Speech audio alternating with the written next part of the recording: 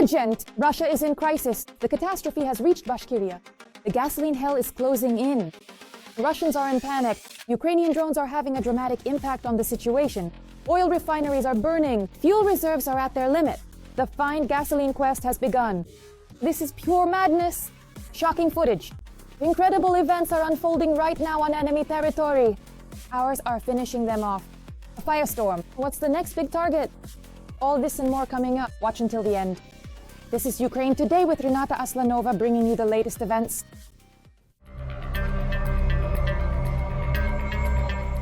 Something truly terrifying is coming. A wave of problems is crashing down on Russia. The catastrophe has come right up close. There's no point in hiding it. The fuel crisis on enemy territory is getting worse. From October 13th to 19th, Bashkir, Yaroslavl Oblast, Tuva, and Ulyanovsk Oblast were added to the fuel shortage map. Now, fuel shortages have been recorded in 35 regions of the Russian Federation. A week ago, it was 31. Siberia and the surrounding regions suddenly lit up on the map. The situation there has sharply escalated. Meanwhile, the European part of Russia has exploded with news about the insane price hikes and chaos at gas stations. People are rushing en masse to stock up on fuel. This is the only gas station in the entire NVK that we came to. You can fill up here and there are no lines. Those who manage to find even a drop of gasoline in the midst of the crisis aren't winning either. Due to poor quality fuel in Russia, Chinese cars are breaking down. Several dozen Geely cars from the 2025 model year in Russia have broken down due to engine failures. Some drivers lost control right while driving. Geely Motors stated that the reason is the level of oxidants in Russian gasoline, which Chinese models are not adapted to. The reality of life in Russia is when the lights are burning at the oil refineries, but tanker trucks with leftover fuel can't make it to their destination. One of them has already been in an accident.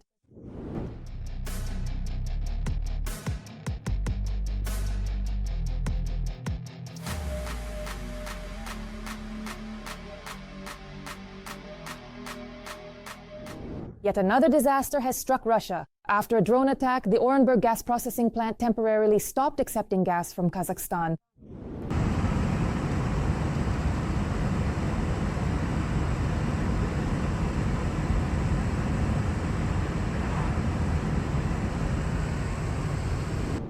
An emergency commission was convened in Orenburg. According to official Orenburg sources, there are no serious consequences. It's just that the gas processing plant stopped working, that's all. The General Staff of the Ukrainian Armed Forces admitted it was their doing. The drones did an excellent job. The Orenburg gas processing plant is one of the largest gas processing complexes in the Russian Federation and is capable of processing up to 45 billion cubic meters of natural gas and 6.2 million tons of gas condensate oil per year. According to preliminary information, one of the gas processing and purification units was hit. The Baku and Bishevsky oil refineries in the Samara region of the Russian Federation couldn't withstand the blow of our retaliation either. Putin's pride is gone, and it seems for good. The drones struck mercilessly. The might of the Kremlin crumbled before the eyes of all Russia. You have to see this footage.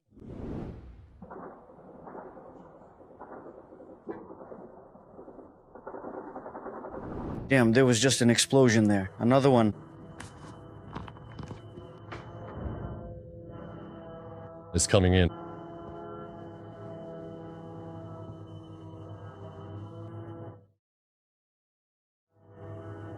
This is insane. We hit the jackpot. There's a full-blown crisis on enemy territory. The plant produces more than 20 types of commercial products, and its annual primary processing volume is 4.9 million tons. According to preliminary information, the primary oil processing units have been hit. Russians are filming farewell videos and immediately posting them all on social media. It's still smoking. It's just standing here like this. The smoke is drifting away. Oh, the thick gray smoke is slowly drifting away into the air. This is an emergency situation. There's no point in hiding it anymore. Now it's official. The fuel fever in Russia is gaining terrifying momentum. The Kremlin elite are in a panic because there's no way out. Putin is trying to quickly come up with some kind of plan, but the chaos is only getting worse. This is a sight you have to see. Will the Russian Federation be able to rise from its knees? More on this coming up. An absolute anti-record for Putin. Cars in Russia are ceasing to be a means of transportation and are turning into a luxury item. After all, it's becoming harder and harder for Russian citizens to fill up their iron steeds. Despite the fact that the Kremlin extracts an enormous amount of oil, the country is facing a shortage of gasoline and diesel fuel. As ridiculous as it sounds, in a country that used to be a gas station and a raw materials appendage for China with a pipeline-based economy, now it can't even provide its own population and businesses with that very oil and petroleum products. The main culprit behind the catastrophic fuel shortage beyond the curb has been the Ukrainian armed forces and their precision strikes on the occupiers' oil refining infrastructure. By the end of September, at least 38% of oil refining capacity across Russia was idle. That's 338,000 tons per day. For the former gas station country, this is a colossal market collapse. Recently, the fuel shortage has become acutely felt even at the front lines. At ordinary Russian gas stations, you can hardly find 95-octane fuel in most regions, even if you search high and low. In particular, some gas stations have started temporarily limiting the amount of fuel sold to each customer. That is, in some places they allow up to 20 liters, in others up to 30 liters per sale. And at other gas stations in some regions of Russia, the sale of certain types of fuel was temporarily suspended altogether. That is, in some places there was no 92-octane gasoline available, in others there was no 95-octane, and so on. At the same time, at small independent private gas stations that are not part of the so-called vertically integrated oil companies, there was a sharp increase in fuel prices. The latter only made the situation in the country worse. Along with the shortage at gas stations came sky-high prices. This summer, the price of gasoline and diesel in Russia increased by a solid 15 to 20%, and starting from autumn, the prices displayed at gas stations beyond the curb have been changing almost daily, each time adding another ruble or so to the cost of fuel. But even such an increase is not enough to cover the costs of Russian oil refineries, which are now operating under constant drone attacks in the special military operation zone. The scale of the shortage is such that this is a desperate attempt by hitting the pockets of oilmen, of oil companies already suffering losses, whose profits are collapsing and many of which have become unprofitable, to somehow supply the domestic market. Things are even worse for Russian oil traders on foreign markets than they are domestically. If previously the government compensated for the price difference through exports, nowadays Russian oil isn't being bought in Europe even for pennies. Which means that cheap gasoline within Russia itself is no longer something to expect. There's a major problem with fuel and the crisis will only get worse. Accordingly, oil companies can't make money on foreign markets because of the artificially strong ruble and falling oil prices. Right now, Russian oil is trading at $55 to $57 per barrel there, taking into account all the discounts and markdowns in RMTO. And that's it. So now the oil companies are reaching out to the government, asking for help in the form of lower taxes, emet rates, export duties, and excise taxes. But the authorities can't do that. Their budget is falling apart. They have a hole in the budget. There's nothing in the Russian economy to patch up this hole. As a result, the Kremlin couldn't come up with anything better than to announce the start of fuel imports into the country and at the same time to halt all exports of gasoline and diesel from Russia. So what they're planning is to import gasoline. So Putin has won. He used to say that Russia would not be a gas station, not a gas station country. I think this is a victory. It really needs to be noted. Now Russians will be buying gasoline. How can you not recall Churchill, who said that when the Soviet Union starts buying wheat, that's when it will come to an end? So, roughly speaking, when Putin's Russia starts buying gasoline, after a while it too will come to an end, just like the Soviet Union once did. The Ukrainian authorities have also actively taken up the task of helping Russia come to an end. Alongside drone attacks on oil refineries, Kiev is also hitting Putin's economy hard on the diplomatic front. If Ukraine synchronizes its strategy to reduce Russia's resource base together with its allies, with Europe, with America, with Japan and so on, sanctions will be imposed very quickly. And even South Korea and Singapore will simply be afraid.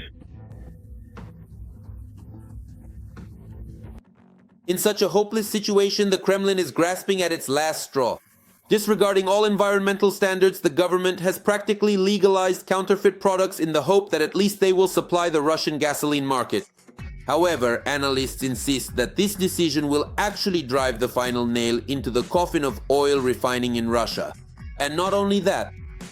The authorities have decided to tackle the gasoline shortage with methods that cause suffocation and damage car engines.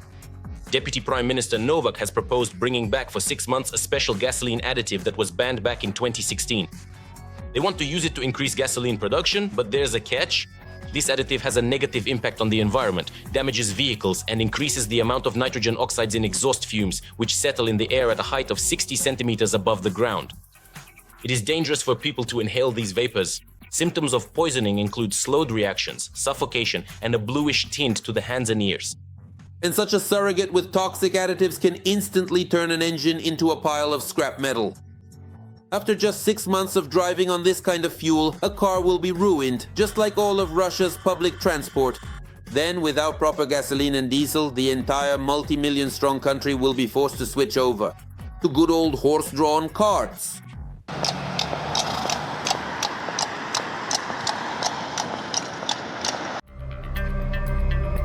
Every voice matters. Join our community, support independent journalism, and help us bring you the truth from Ukraine.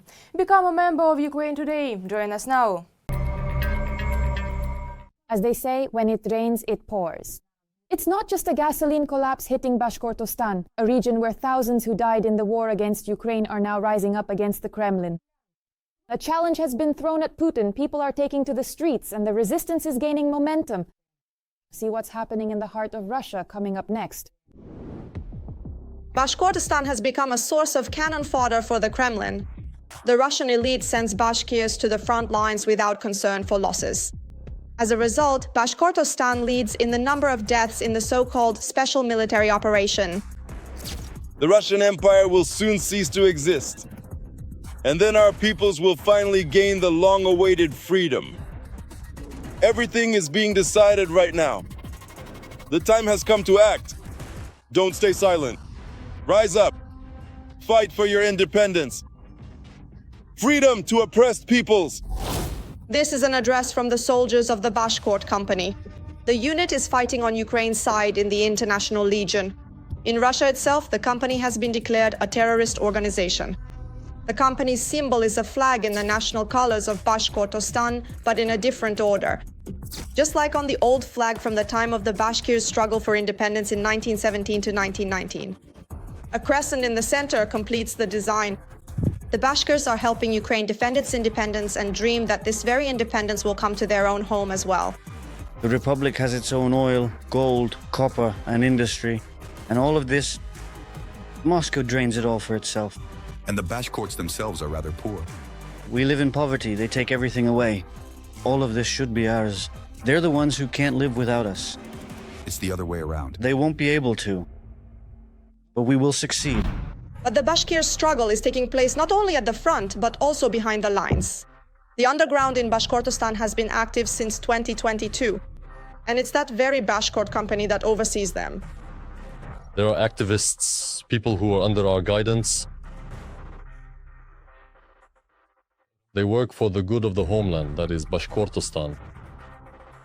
And honestly, sometimes I really do wonder about this because it's hard to say for sure who's actually in greater danger. Us, right here, fighting in Ukraine, on the battlefield at the front lines with weapons in our hands, risking our lives every single day, or don't know.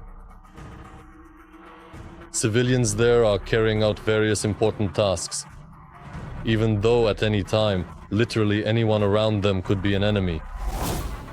Because of the enormous risk, all operations of the Bashkir underground remain secret. But sometimes footage of the struggle does appear online. For example, the burning of the Russian Empire's flag in January of this year.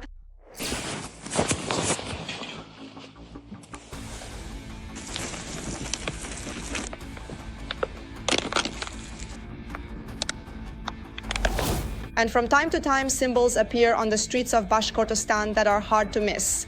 And for example, transformer substations just happen to catch fire.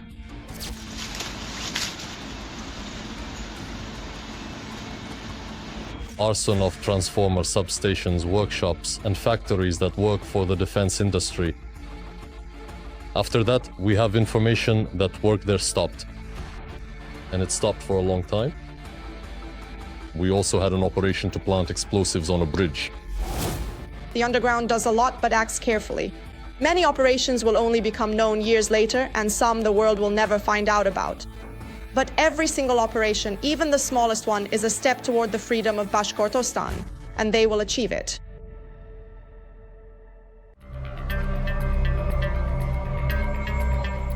What do you think about the latest events? Share your opinion in the comments. Like the video to stay up to date with the most important news. There's more to come.